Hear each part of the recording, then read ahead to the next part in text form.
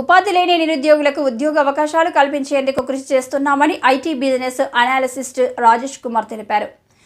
చివరికి యువత నిరాశ నిస్పృహలకు గురవుతూ ఆత్మహత్యలకు కూడా పాల్పడుతున్నారని రాజేష్ కుమార్ ఆవేదన వ్యక్తం చేశారు. ఇలాంటి వారి కోసం తాము ఉచితంగా శిక్షణ అందించి ఉపాధి పొందే విధంగా తమ వంతుగా కృషి చేస్తున్నామన్నారు.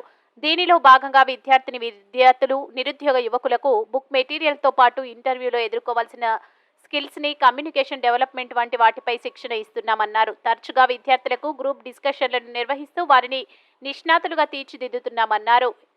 ఎంఎన్సీ సాఫ్ట్వేర్ కంపెనీలలో ఉద్యోగ అవకాశాలు చాలా మెండుగా ఉన్నాయన్నారు. కొత్త వారికి కూడా 5 నుండి 10 లక్షల వరకు జీతాలు ఉంటాయన్నారు.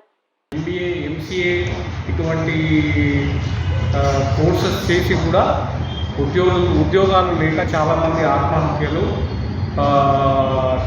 నిరాశ నిస్పృహతో డిప్రెషన్లో వెళ్ళి చాలామంది ఆత్మహత్యలకు పాల్పడుతున్నారు. సో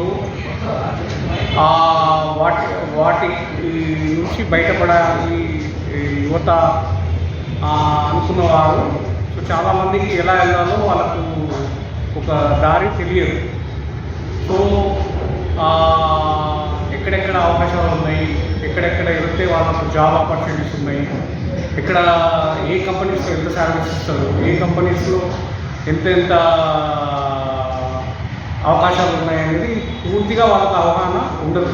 సో దానివల్ల వాళ్ళు అవగాహన లేకపోవడం వల్ల వాళ్ళు చాలామంది పెద్ద కోర్సెస్ చేసి కూడా BE, BTech, MTech, MBA, MCA చేసి కూడా వాళ్ళు సక్సెస్ కాలేక ఉద్యోగాలకు అవకాశాలు లేక చాలామంది